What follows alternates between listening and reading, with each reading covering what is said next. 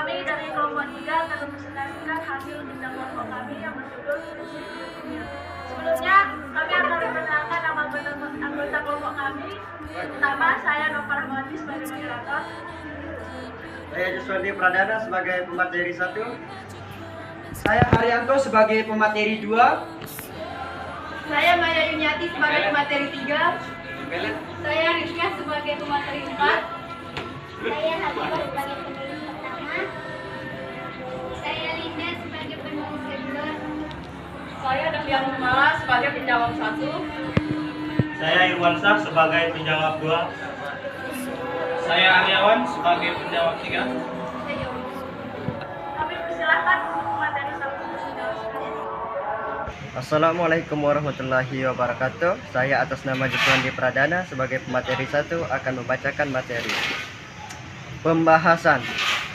A. Definisi biokimia menurut para ahli. Biokimia adalah bios, Yunani, artinya hidup. Kimia makhluk hidup. Kimia yang terjadi dan menjadi ciri kehidupan. Biokimia adalah kimia dari bahan-bahan dan proses-proses yang terjadi dalam tubuh makhluk hidup sebagai upaya untuk memahami proses kehidupan dari sisi kimia. B. Sejarah biokimia. Telah dipercaya bahwa segala sesuatu yang hidup adalah berasal dari sesuatu yang tak hidup. Kemudian pada tahun 1828, Friedrich Wöhler mempublikasikan sebuah karya tentang sintesis urea yang membuktikan bahwa senyawa organik dapat dihasilkan. Awal mula penelitian biokimia meliputi fotosintesis, respirasi, metabolisme nitrogen, dan asam nukleat. Secara khusus, penemuan biokimia dijelaskan pada timeline berikut ini. 1. Pasteur. Louis Pasteur merupakan saintis terkenal Prancis yang berperan besar pada penemuan fermentasi dan pentingnya enzim dalam proses tersebut. Louis Pasteur memberikan penjelasan tentang organisme aerob dan aerob serta hubungannya dengan fermentasi. B2. Versler. Emil Versler. Emil Versler menemukan bahwa sistem peningkatan enzim dan substrat harus mempunyai bentuk yang sesuai. Dengan demikian, enzim dan substrat bisa saling mengunci. Pada tahun 1981, Versler mengelusidasi konfigurasi D-glukosa yang sampai sekarang dipakai dalam bahasa kimia organik. Kami persilahkan untuk pemateri 2 untuk melanjutkan materi dengan materi. Oke, saya atas nama Haryanto akan melanjutkan penjelasan dari saudara pemateri 1. Ya, kita lanjut kepada menurut para ahli yang ketiga, yaitu Hans Adolf Krebs. Hans Adolf Krebs pada tahun 1932 mengusulkan siklus urea yang merupakan jalur siklus metabolik pertama yang ditemukan. Pada tahun 1937, Hans Krebs kembali menemukan siklus asam sitrat. Menurut ahli yang keempat yang bernama Embren, Mayherb, dan Parnas, yaitu jalur glikolitik yang lengkap diusulkan oleh Gustav Embren dan teman-temannya. Glikosis ini juga sering disebut sebagai jalur Embren-Mayherb. Gerty Cori dan Kurt Cori menyandang gelar Nobel pada tahun 1947 atas temuan mereka yang diberi nama siklus Cori. James Watson dan Francis Crick. Watson dan Crick mengusulkan model 3 dimensi DNA dan selanjutnya mengusulkan replikasi DNA. Penemuan ini dinilai sebagai yang terpenting dalam sejarah biologi karena mengarahkan pada pengertian fungsi gen dalam konteks molekuler. Dan menurut ahli yang selanjutnya, yaitu Har Gobind Khorana, pada tahun 1964 Khorana berhasil mensintesis poliribonukleotida Polimer tersebut digunakan sebagai template pada sintesis protein tanpa sel.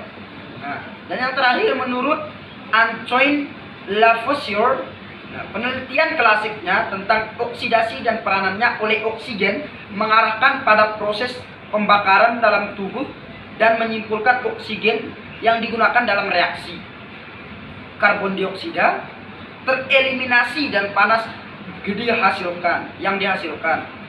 Lavoisier juga dikenal sebagai bapak biokimia modern. Oke, selanjutnya dijelaskan oleh pemateri selanjutnya. Kami persilahkan untuk materi 3 untuk menjelaskan. Assalamualaikum warahmatullahi wabarakatuh. Saya pemateri 3 akan melanjutkan materi dari pemateri 2. Fungsi biologis dari sudut pandang kimia. Pemahaman bentuk dan fungsi biologis dari sudut pandang kimia bertujuan untuk memahami interaksi molekul-molekul tak hidup yang menghasilkan fenomena kompleks dan efisien yang menjadi ciri-ciri kehidupan serta menjelaskan keseragaman kimia dari kehidupan yang beragam. Struktur kimia dan bentuk 3. 1. Molekul biologi. 2. Interaksi antar biomolekul. 3. Sintesis dan degradasi biomolekul dan sel. 4. Perolehan dan pemanfaatan energi oleh sel. 5. Mekanisme pengorganisasian biomolekul dan koordinasian aktivitasnya. 6. Penyimpanan, pemindahan, dan ekspresi informasi genetika. Hubungan biokimia dengan ilmu lain. Kimia organik yang mempelajari sifat-sifat biomolekul. Biofisika yang memanfaatkan teknik-teknik fisika untuk mempelajari struktur biomolekul. Nutrisi yang memanfaatkan pengetahuan tentang metabolisme untuk menjelaskan kebutuhan makanan bagi makhluk hidup, mempertahankan kehidupan normalnya. Kesehatan yang mencari pemahaman tentang keadaan sakit dari sudut pandang molekular.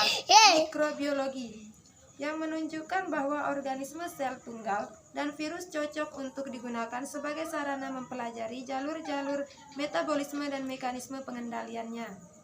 Fisiologi yang mempelajari proses kehidupan pada tingkat jaringan dan organisme. Biologi sel yang mempelajari pembagian kerja biokimia dalam sel. Genetika yang mempelajari mekanisme penyusun identitas biokimia sel. Untuk memberikan pemahaman mengenai konsep-konsep dasar yang terjadi dalam berbagai proses dalam kehidupan, maka diberikanlah modul pengantar biokimia yang dibagi menjadi 4 mata ajaran utama. Sekian, terima kasih. Assalamualaikum warahmatullahi wabarakatuh. Kami persilahkan untuk pemateri 4 untuk menjelaskan. Baik, saya akan melanjutkan materi yang sudah disampaikan oleh pemateri sebelumnya. Protein merupakan makromolekul terbanyak dalam makhluk hidup dan mempunyai berbagai peranan penting. Protein terpenting adalah enzim yang merupakan biokatalisator dalam sel. Selain itu, protein juga berfungsi sebagai alat transport atau hemoglobin, alat pertahanan tubuh atau antibodi, hormon, dan lain-lain. DNA dan ekspresi genetik DNA. DNA mengandung informasi genetik yang kemudian disalin dan diterjemahkan sehingga dibentuk asam amino yang kemudian menjadi protein. Juga dibahas mengenai DNA rekombinan, rekayasa genetik, dan proyek human genome. Membran dan komunikasi antar sel. Setiap sel makhluk hidup dibungkus oleh membran yang menyebabkan isi sel tidak tercampur dengan luar sel. Walaupun dilapisi oleh membran, tetapi terjadi interaksi antar sel yang satu dengan sel yang lain karena adanya komunikasi antar sel yang diperantarai oleh berbagai cara kimia dan reseptornya pada membran dan diteruskan dengan berbagai proses dalam sel. Transduksi energi dan metabolisme. Metabolisme membahas bagaimana cara terbentuk energi ATP dalam bioenergetika. Juga dibahas mengenai bagaimana caranya makromolekul yang diperoleh dari makanan dapat diolah menjadi mikromolekul sehingga dapat digunakan tubuh untuk menghasilkan energi. Juga dibicarakan bagaimana makromolekul dapat dibentuk di dalam tubuh dari prekursornya, beserta proses pengaturannya dan enzim-enzim yang berperan. Selain itu, dibahas juga mengenai metabolisme non-nutrien seperti nukleotida, porfirin, dan xenobiotik. Itulah presentasi yang disampaikan oleh kelompok kami. Jadi kesimpulannya adalah biokimia merupakan salah satu cabang sains yang membuka dua bidang yang sama, yaitu biologi dan kimia. Biokimia menunjukkan mengenai bahan kimia yang dihasilkan oleh benda hidup. Kesannya, kegunaannya, dan cara memanfaatkan bahan aktif tersebut bagi meningkatkan taraf hidup manusia.